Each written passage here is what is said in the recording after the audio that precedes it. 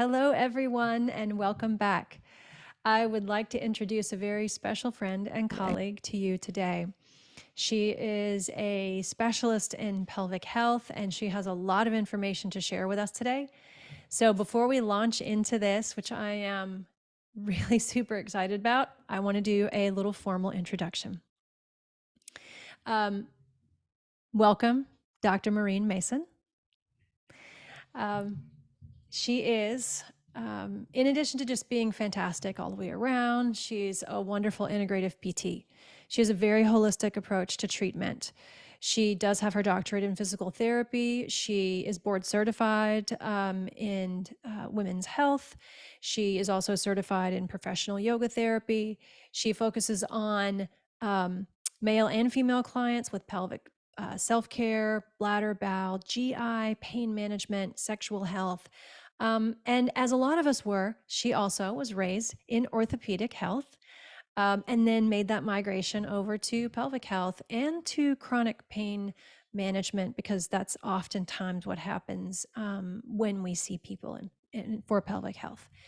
But she has a big passion for helping women over the perinatal and menopausal transition times, huge time for women, and one or both we all end up going through.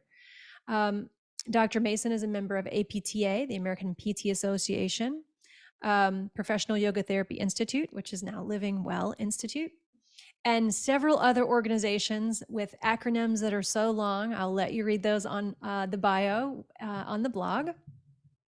She's also been involved in research, which is incredibly important in things like postpartum diastasis rectus abdominis and a randomized clinical trial there. I'll let her explain that when we get to a little bit of that background in the interview. Dr. Mason is also a mom of two daughters, and in her spare time loves yoga, organic gardening, chicken wrangling. We might have to talk about that a little bit. And home improvement with her husband of more than 3 decades. So, welcome. Thank you, Dr. Ginger, for I'm glad you're that here. opportunity to reach people. Yeah, I've been looking forward to this interview for a while, and this is a story that I've not heard, you guys. So I'm going to spring this question on her, and that is, what made you choose PT? Love of movement and needing to move versus sitting in one room as a physician throughout the day. My dad was a neurosurgeon, and he told me I'd make a wonderful physical therapist when I was 13 years old. I was very stubborn. I did not want my dad telling me what I was going to do, and I started off in nursing. However, I loved anthropology and I loved ceramics, and I was in dance theater at Boston University, and I got very mixed up. And I took a year off and I worked in a chronic hospital to see what medicine was really about. And I saw how people have their last final months from all the chronic diseases. And I saw the therapists, physical therapists, going in with clipboards, figuring out what to do with people. And I said, I want to be the person with a clipboard, figuring out what to do, coming up with the programs. Yeah. Oh, I love that. I love hearing people's origin stories of how they came into PT, because I think it's a really special, super caring field. We don't just haphazardly enter into it. People have some really incredible stories that drew them to it. Um, One more question along those lines, because we have a great need for more pelvic PTs in the US and beyond. So, what specifically drew you into pelvic PT? I wasn't interested. Haha. A orthopedic and neurological therapist. And I was at a big HMO, and the director asked me to take a course on urinary incontinence. Kathy Wallace was just starting. I flew up to Seattle. I took her fun course. She was playing chime. She was feeding us espresso beans and asking us, did we really need to go to the bathroom? Or are we going just in case? She really made it fun. And I realized in my young patients, as well as the elders, I was missing this whole piece of the puzzle. So the docs at Sharp Healthcare in San Diego, which is a huge organization, began to send me urinary incontinence, pelvic pain, male, female, so many oncology cases. I was not prepared, and it took 10 years of courses to cover all the specialty topics. And I remember thinking, go to the basics, go to the basics. But I think most physical therapists are that way with pelvic. They say, well, you can do that, but not me. So it takes a certain personality and mindset. And then what sealed the deal was becoming a mom and having my own challenges, certainly, and realizing moms are heroes when they make it into the clinic. Yeah. Yeah, goodness gracious. I love that that you weren't Yeah. interested in it and then you got kind of drawn into that. I have a similar story where we just didn't have anyone doing pelvic health, and I was the new kid on the block, and they pointed to me and said, "You, you go to that incontinence course." I'm like, "Okay." And the rest is history. So now you have a book on this topic. So I'd like to talk a little bit about that.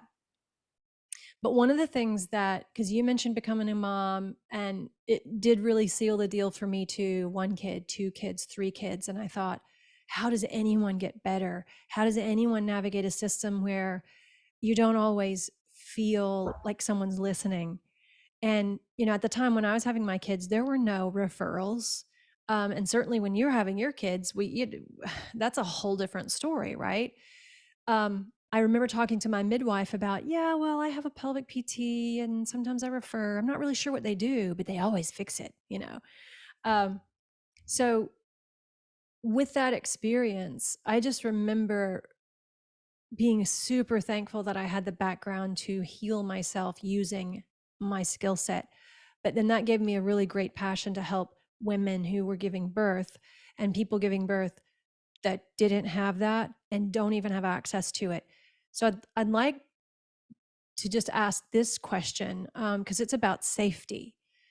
Um, I know I had moments where I didn't feel seen or heard, and women across the spectrum have moments where they maybe don't even feel safe. I know that if you're a woman of color, a person of color, and you go to give birth, your risk of dying is nearly 4 times higher than for someone like us.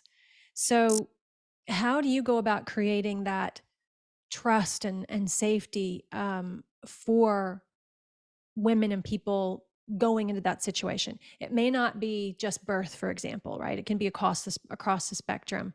Um, but how do you do that? Let me stop there and just ask that question first. How do you do that? Right. So the first question I ask someone that shows up in my clinic, if I haven't really had an interview with them by the phone beforehand and they haven't looked at my website, Central Station Well, that has a lot of basics on pelvic for them for their education. I'll ask them, do they know why they're here? Do they know anything about pelvic PT? And those two things really start the ball rolling. Maybe a friend told them that I fix their episiotomy pain and then they can have intimate relations with their partner again, these sorts of things. So we really, because we're doing possibly external and internal pelvic work, the convention is women are used to the speculum exam. They may have even had a drape up and they don't know when it's going to pinch or hurt, but they're suddenly stretched and pinched and poked. This is the opposite, that I'll ask permission, explain a procedure, ask permission. They've given consent when they sign in, but people do that in medical clinics and they don't know, really know what they're consenting to, and that we can stop at any time if there's pain or discomfort. And I have a nice technique of teaching people to say hello to their pelvic floor and to explain the muscles with charts and diagrams, maybe have them do some self palpation, maybe use a mirror. There's so many great techniques, and saying hello to, for example, the solar plexus, our energy factory, fun things like that. These are processes of embodiment also, where we could just turn our body over to the doctor, and some that have had trauma might be numb and be saying, oh yeah, it's okay, I don't care what you do to me, we need to get this over with, I need to get better. Those are signs of trauma and a Mhm. disconnect and going out body. So I've learned from wise Dr. Holly Herman and Kathy Wallace and many other providers to keep checking in ask permission and explain, even to the point of people saying, why do you keep asking? I'm cool. I know what you're doing. You're doing great. And I'll have to explain to those people. Some people have had trauma, and we want to make sure that they're comfortable as we go along and educated as to what's going on.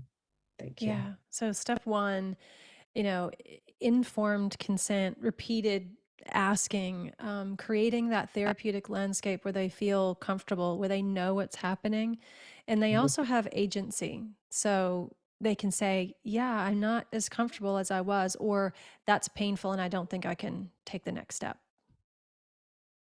One of my first cases was a nurse with urinary incontinence. And she said, I don't want a pelvic exam. Is that okay? And I said, yes. And then I had to figure out how to do all sorts of bladder training without knowing if she could contract well or not. And in about 4 sessions, we realized she wasn't voiding as much as as often as she needed to, and some other things. But at the end, she practically bowed to me and thanked me for not doing a pelvic evaluation and that I had Mm, helped her. yeah. And I didn't need to ask what happened. It wasn't appropriate. So these are some scenarios for therapists and patients listening that they need to know. Everyone always has choices. Yeah. Yeah, absolutely. So, if you're listening and those type of, I don't know any, any person who looks forward to any internal exam at all, no matter where it is. Um, but know that you have that choice, that you have options, that these are some of the things that your practitioner should do. And if they don't, maybe it's time to find a new practitioner, or take steps to make sure that you feel safer in your environment. But um, thanks for that answer, because I think it's really important that Sure. people know that they have a right to ask for that safe environment and to expect it. So Yeah, and one final note on that, yeah. therapists may be pressured to get the evaluation information. What's the manual muscle test? These sorts of things in the big healthcare systems. And that's evaluation criteria. And to miss out on those points can put the therapists in a little tough situation too, because they might not be able to have any examination techniques to start. Yeah, it's a good point for PTs or OTs, pelvic PTs or OTs on the other side of things, because they need to be able to feel like they have the time and the space to safely cover what they need to. And so if you're listening and you're on that side of the coin, proverbial coin, it's it's a good idea to just step back and go, is this the therapeutic landscape that I want for my patients? Or would I want this type of therapeutic landscape as a patient? And if not, taking some steps to remedy that. So you have written this amazing book that I can't wait to get my hands on. I haven't got my hands on it yet. Um, I just in general, what motivated you to write a book like this? Because it is, pelvic health across the lifespan, which is a large scope. So tell me a little bit about your thought process behind it and what went into it. Thank you, Ginger. What motivated me to write the pelvic rehabilitation guide is first to alleviate suffering and shame for those with pelvic health conditions.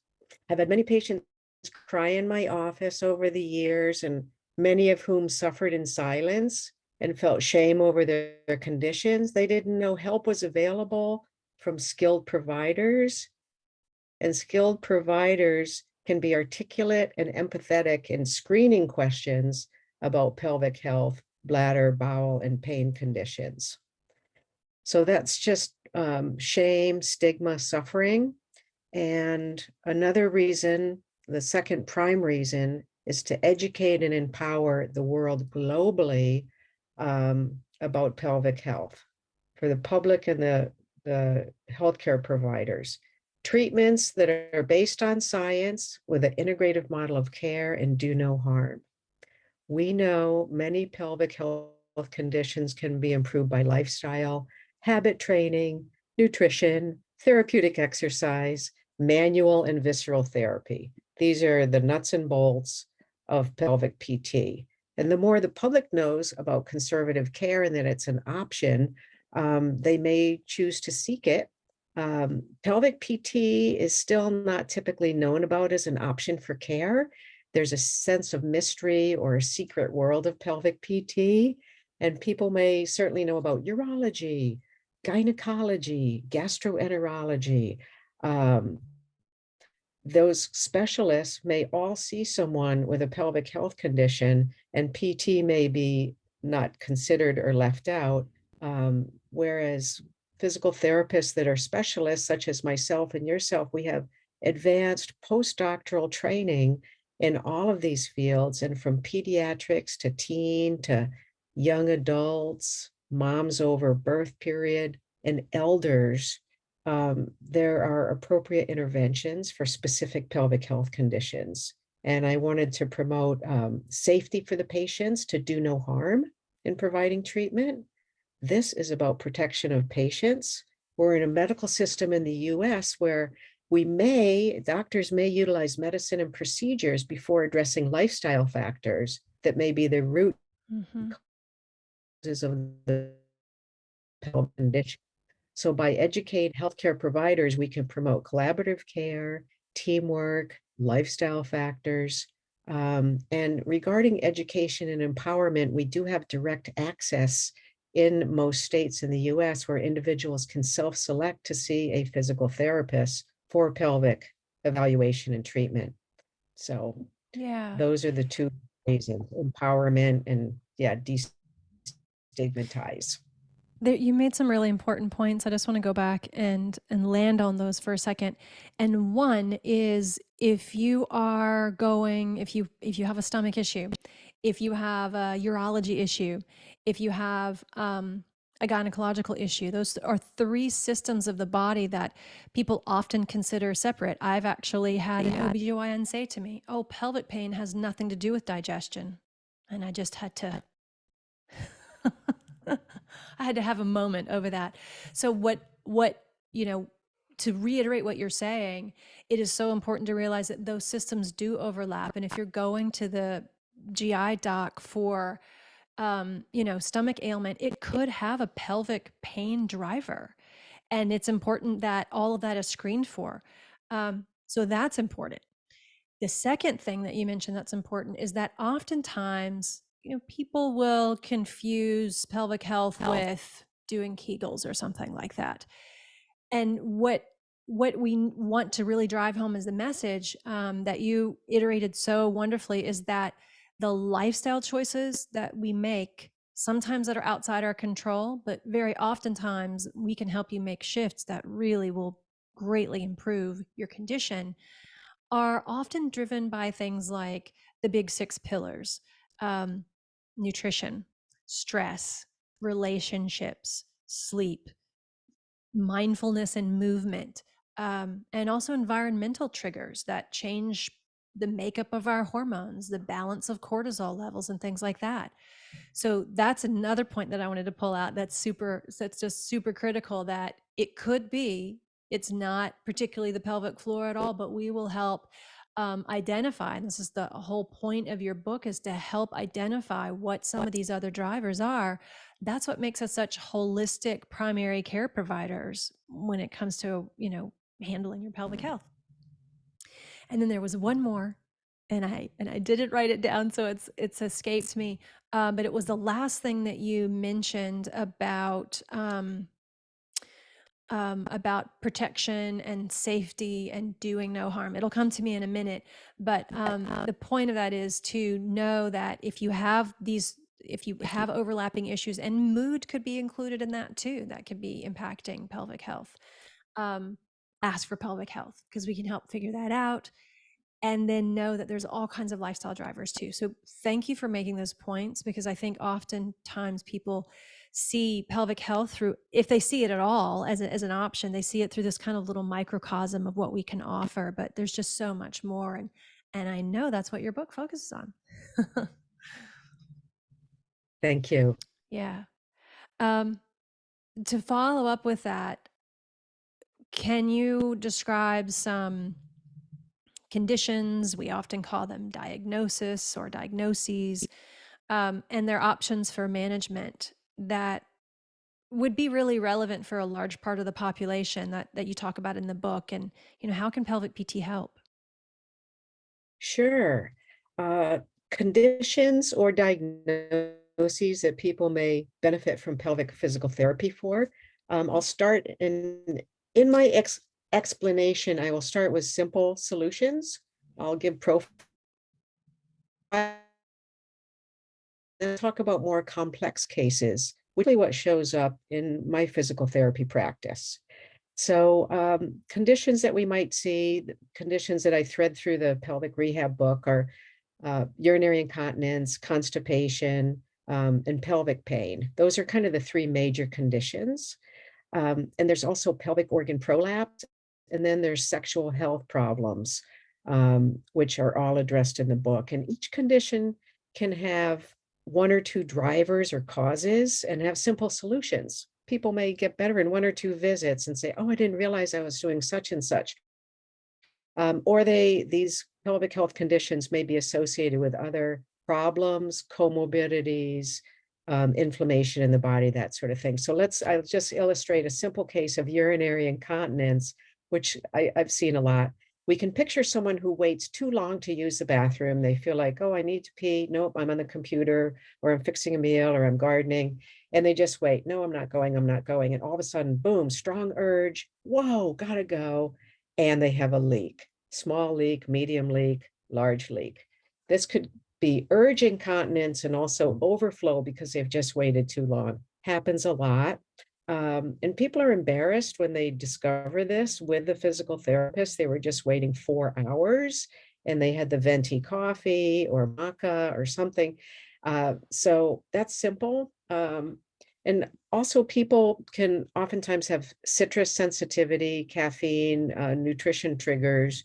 So if you combine waiting too long and having nutrition triggers, let's say I have a large glass of orange juice and I've also had two cups of coffee and I wait too long because I'm a healthcare provider or mom. Those are what we call poor bladder habits. And they're so simple, they're kind of silly, but this can get people off pads. People say, well, I need to wear a pad. I'm going to flood my bladder, my pants. So this is what we call paying attention. And we can teach people to put their hand over their pubic bone at the region of the bladder, say hello to their bladder, ask for signals throughout the day. Those are simple. And the other thing with constipation, it's oftentimes insufficient fluid and fiber. So correcting fluid, correcting fiber, hydration. Some with constipation wait to go, and then the body stores the stool, and the stool gets larger inside. So chronic constipation can just develop from not going. And some people need more of a movement program too to help them poop. They need a daily 15-minute walking program, relaxes the nervous system, pistons all the diaphragms, that sort of thing. So those are simple things. But also, some people may have a problem in their coordination of their pelvic floor muscles, which Ginger, I know you teach and educate on a lot with the diaphragms of the body. But sometimes people are rushing, they'll rush in to urinate, they'll squat above the toilet, they'll push, and then as they walk away, they think they're done, they'll leak. So they're not allowing the pelvic floor to relax. That's post-micturation or post urination leakage. Where does that come from? Sometimes they're just not relaxing. Other times they may be pushing and tightening the muscles the whole time and have insufficient emptying. Same thing with bowel emptying. People will have a painful stool, hard stools, hemorrhoids, these sorts of things. And they'll sit there and they'll kind of clench and they'll push and they're actually really tightening their anal sphincter. And this is dyssynergia, where they're supposed to relax their bottom, relax their pelvic floor muscles, generate intra-abdominal pressure, bear down.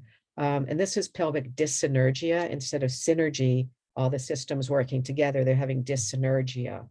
And that can take some time to retrain. People can feel so foolish. You can have someone with a PhD or an MD and not have troubles eliminating, and they don't realize they're clenching. So there's a Mhm. lots of training techniques for that on synergy training, and pelvic health providers make sure people realize it's okay. These things just happen. Thank you for coming in. We want to get your whole GI system working better and your bladder working better. So those are some conditions. Then more complex, someone may have diabetes, have blood sugar dysregulation, and be insufficient in their vitamin D storage. Vitamin D is essential for the urethra as well as estrogen in the female for the thickness of the cells. And high blood sugar causes bladder irritation. So someone may come in, their first sign of incipient diabetes is frequent urination and thirst and hunger.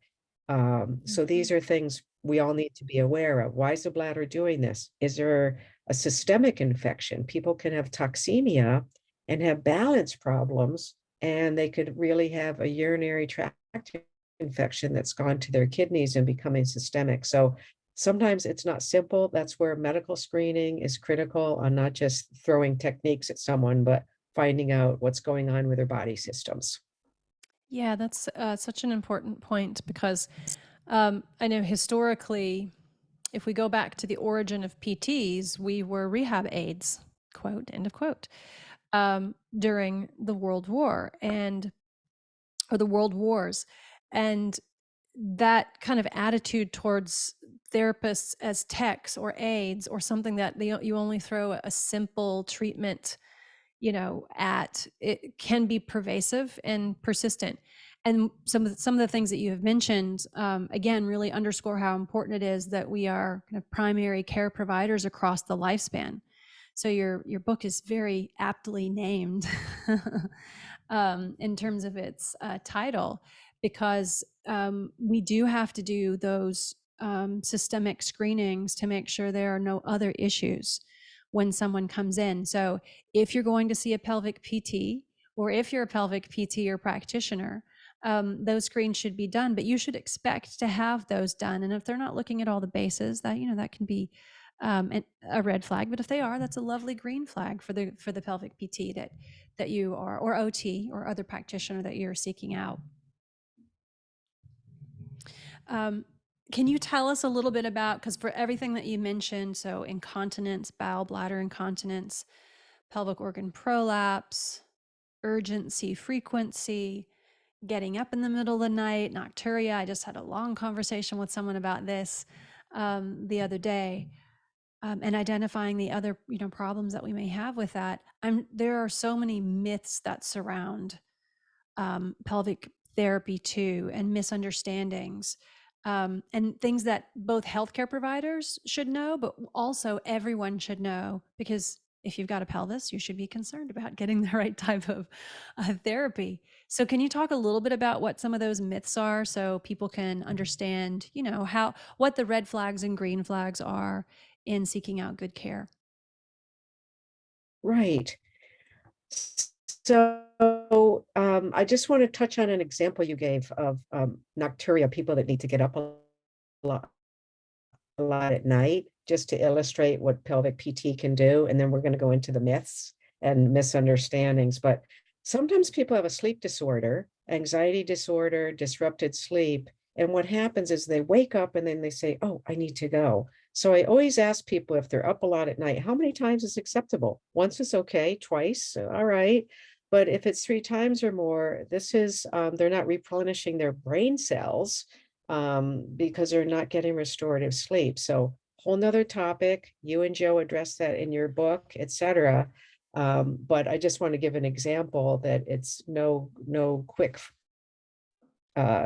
fix on some of these things. And some people are just drinking way too much late at night, and that's their problem. The most common myth is that physical therapists teach Kegels, and everyone needs Kegels. And you have to be an expert and super strong, even lifting bricks with Yeah, your pelvic floor we have muscle. seen that. Ridiculous, crazy things. Yeah, y'all probably have seen that out there. So yeah. So some people have a short pelvic floor that's so tight, it'd be like my trapezius way up here, and you ask me to do a shoulder shrug, and there's no place to go. So all of our muscles with the myofascial system and biotensegrity, everything's connected, and we want elasticity, contraction, shortening, lengthening, releasing in all the muscle groups. So, in terms of Kegels, Dr. Kegel in the 1940s was an obstetrician that taught women to tighten their pelvic floor muscles around an inflated condom for a pressure sensor to teach them how to tighten the vaginal muscles to help their urinary incontinence, also to enhance their intimate or sexual functions. At the time, that was out of favor to even use discussion of intimate sexual functions, but he was the one that. So now all these exercises are named after one doctor. So I prefer to say pelvic floor muscle tightening and relaxing, but uh, 40% of people do not have the ability to correctly contract the vaginal sphincter and the anal sphincter such that it contracts and actually lifts up and in. People have an incorrect habit where they'll clench and sometimes bear down and push down. And on the inside, the bladder's being pushed down, the bowel's being pushed down. There might be pressure generated on the prostate into the testicles or labia. So correction of effort, and we have a muscle testing scale that elucidates whether or not someone needs to contract or relax. And if there's scar tissue present, sometimes people just can't contract because of the scar tissue. And in one physical therapy session of a myofascial release and tapping and training and having people say hello to their pelvic floor, sometimes someone might start as a 0, unable to contract. And then by the end of a session, they're doing 2 and 3 second holds and relaxing. So the myth about pelvic understanding, about pelvic PT, is that it's a cookbook approach to Kegels. And I was told postpartum, a very large first birth with an episiotomy and vacuum extraction, to just do my Kegels. I was a young PT, and I ended up doing pelvic tilts and kind of squeezing my glutes, my adductors, everything. And I was clueless. When I had my first pelvic examination in Kathy Wallace's course, I was a 0. And I was sure I was tightening things Yeah. correctly. So there's a lot to the whole topic. And I laugh about it now, but I do share that with patients that I was unable to contract, and it took me a lot of work, about 6 weeks, to be able to contract and relax. And I probably had some compression irritation of my nerve supplying the pelvic floor muscles, my pudendal nerve. Lots of times it might get a traction neuralgia and just not, it can be asleep for a while. It can be 2 years even. If someone has a compression injury, it can take 2 years for the nerve fibers to fully regenerate. So don't give up hope, people that are listening, if you're kind of numb and you can't. So yeah, Yeah, I've had those are that. some things we. All the things that you mentioned are so similar. I think I spent that whole last segment just nodding my head. And a lovely thing that we have, available to us now for some clinics. We have it in the clinic that I founded here in Greensboro is lumbopelvic rehab ultrasound imaging, and that's another wonderful, great biofeedback tool because in a non-invasive, very trauma-informed way, we can show if someone has dyssynergia. We can show, a paradoxical pelvic floor, if you will, where it's doing the opposite of what we want to do. And I would say 99.9% of people that come through my door have it backwards. They're clenching or bearing down. And it doesn't matter what your education level is. Like you said, Maureen, when you first started doing them, you were already a PT, and had them backwards. So we just want to kind of bust that myth of that you should already know how to do this, or that you should naturally just kind of fall into it, or that things are going to fix themselves, or that you're going to quote bounce back. It's not your fault if you didn't get access to that care. It's not an organic thing that you're just going to spring into this and go, pelvic floor is back.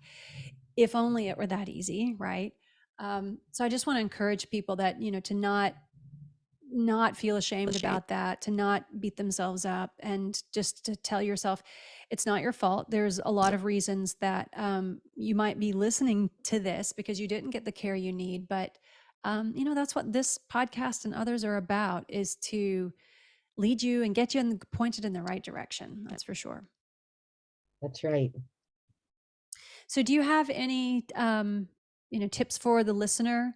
The listener could be a practitioner, could be a person that needs pelvic health, that are just that are important critical pieces, in your current area of work. Right. I would say for someone seeking care, look around your neighborhood, and there's websites. I know you have links for your providers that are trained in integrative medicine, right? And Mhm. in the pelvic world, we have the Herman and Wallace Pelvic Rehab Institute, where people can find providers that have taken their courses. And we can also look at American Physical Therapy Association sources for links for providers in your neighborhood, and also Pelvic Guru with Tracy Scher, and then Jessica Drummond, Integrative Women's Health Institute. There's health coaches and integrative providers that people can use as an adjunct to the pelvic therapy, because some of this, let's say someone has IBS, irritable bowel syndrome, and diarrhea. They're bloated a lot, this sort of thing. This is something that would take a long time, potentially months or over a year, maybe even longer, to really improve the digestion. Because if someone's all bloaty and lots of gas and this sort of thing, that can be causing not only the stool problems, but irritating the bladder and causing pelvic pain too. So I would say for people to look in their neighborhood, look at resources online, and then call a clinic if you're interested and ask to speak to a provider. Lots of times there's that complimentary call, but more often than not, providers will have their website with lots of resources on the topic too, and that lets you know. There is a little trend now for pelvic PT, and people may have had one course or two and not be quite comfortable with some of the more complex presentations. So you might consider what type of therapy you could need, and just look around and ask for recommendations from friends too. Yeah, that's And a real. Ginger, I would say your book, Oh, go ahead. sorry, yeah. Oh, go ahead. I'll keep my thought on tap. Sure. So you have just written a fantastic book with Joe Tata. It's available on orthopedic physical therapy practice and providers, and it's integrative lifestyle medicine in physical therapy. And it's really a primary care book, and it addresses all the socioeconomic barriers to care, trauma-informed care, motivational interviewing, things that most PTs don't have a health coaching background, nor do primary care providers. And if you're in a hospital system where your therapist has 20 or 30 minutes with you, or your doctor has 7 minutes, um, maybe you're not being respected and asked, what would you like to start with first? So I really highly suggest that providers read your book and gain some motivational interviewing skills and techniques to put the patient first. Because if we want compliance, if we want people to do some of the best programs we know about that can really help them heal, can help them feel vitality, we've got to start with, what are they most interested in?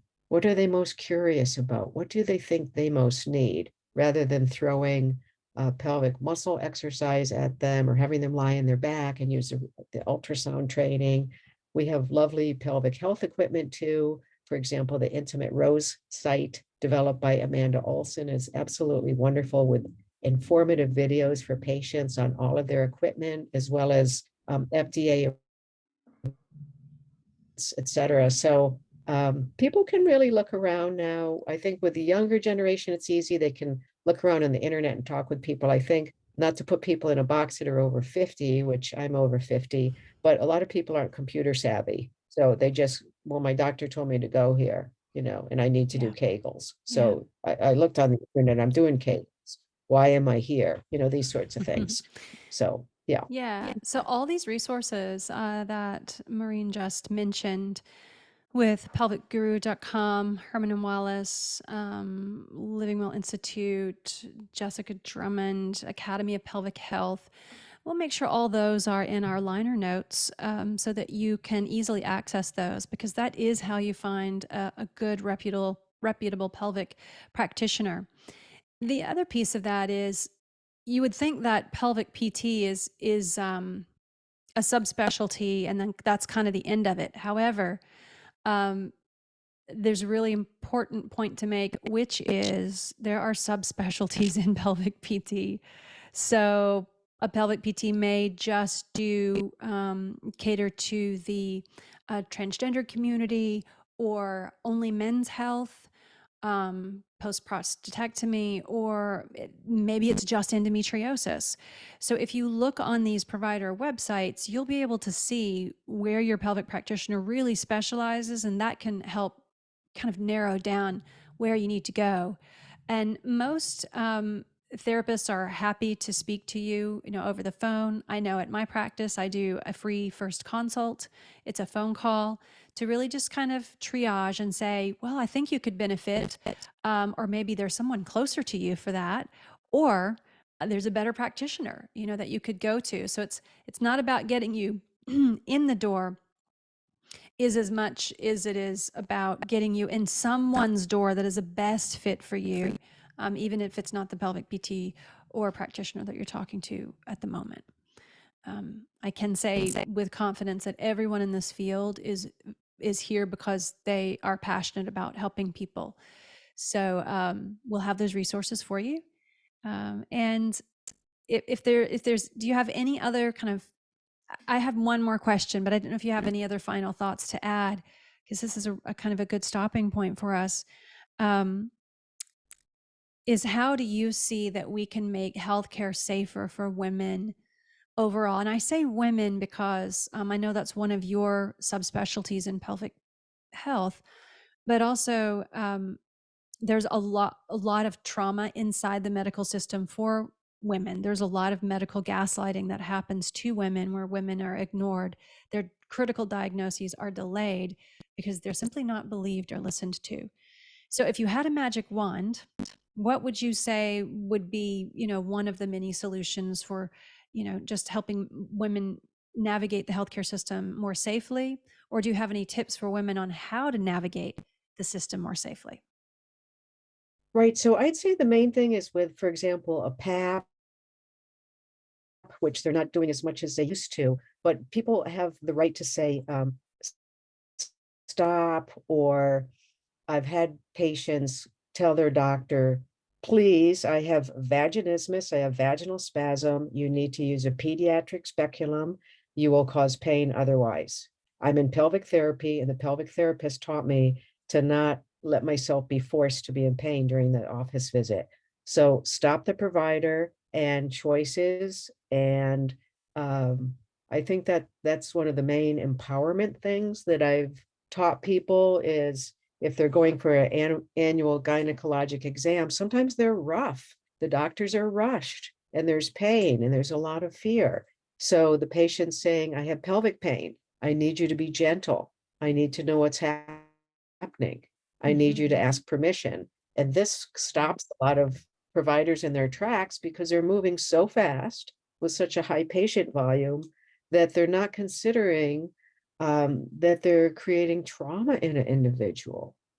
So Yeah. patients can find trauma-informed therapists, perhaps by looking at their website and asking around. And sometimes someone might come through a friend that has told them that the provider is very sweet and safe. And one of my most recent patients was someone I worked with 20 years ago. She said, I know you won't hurt me. I feel Mm. safe with you. And Yeah. that was so to me. Yeah. So I will say, I'm going to ask permission. So the person has to practice. The authority figure of the medical provider can be overpowering, and people just succumb to it and expect to have trauma. And that's very unfortunate. And there are providers out there that will treat you with respect and compassion. And it's your choice whether or not you have procedures done. Yeah. That's a really good point to end on, is that you're in control of your healthcare. You are in control of whether or not you allow any procedures to happen at all, and to um, just take that first step, although it might be scary and feel a little bit terrifying to set that boundary with your provider. It's absolutely within your right to do that. And just that simple question of, or statement of what Maureen mentioned, can make all the difference. It just makes them stop and realize, this is a person in front of me. This is not another patient file or number. This is a person that is coming into the system, into the healthcare system, for help. The last place that someone should experience trauma is inside the healthcare system. And so I think Maureen and I are both very passionate about seeing that end. And until it does, we will continue to need trauma informed care, and trauma informed care for women and people who've experienced trauma outside of the system. But it's just a real shame that trauma has to happen in offices, in systems, just because they're not delivering care compassionately or in a mindful manner. And you have every right to ask for that. So may the force be with you with asking for that. You're empowered to do it, and you have a right to do it. And you have a right to also fire your healthcare provider when they are not providing compassionate care to you. So that power rests with you. Exactly. Yeah. Well, thank you, Dr. Mason, um, for joining us here today. You've provided so much amazing information. The two books that were mentioned, of course, I want you to tell them your book title, exactly where they can get it. And you mentioned, I did have a book that I have co-edited with Dr. Joe Tata that just came out. That's on optp.com. It's called Integrative and Lifestyle Medicine and Physical Therapy. And now, Mo, where can they find your book, its title, and other resources that you have? So major publishers have the book. It's on Amazon. A recent patient just wrote a review, and so it's pelvic rehabilitation, the manual therapy and exercise guide across the lifespan. And again, it's on Amazon. Oh, do you So have a pelvic copy of it? rehabilitation, Yay. copy right Pelvic here. And Jen, rehabilitation. yeah, you wrote my foreword because you had the understanding through our yoga work together with your institute on me being a pelvic therapist, and how this all blends in together, the control of the breath and embodiment and feeling safe and feeling good and making healthy choices too. How do we make healthy choices, and what can we learn about to improve our health globally? Yeah. It was an honor and a privilege to be able to pen a forward for the book. And I can't wait to get my hands on the final copy. You guys, I have seen in the advanced copy, of course, but I can't wait to get my hands on a final copy. And I would recommend that to anyone who's looking to hone and improve and broaden their skills, or anyone who just wants to know what good pelvic therapy should look like across the lifespan. Thank you so much for joining us, and I look forward to talking to you in the future. Thank you for the opportunity, Ginger.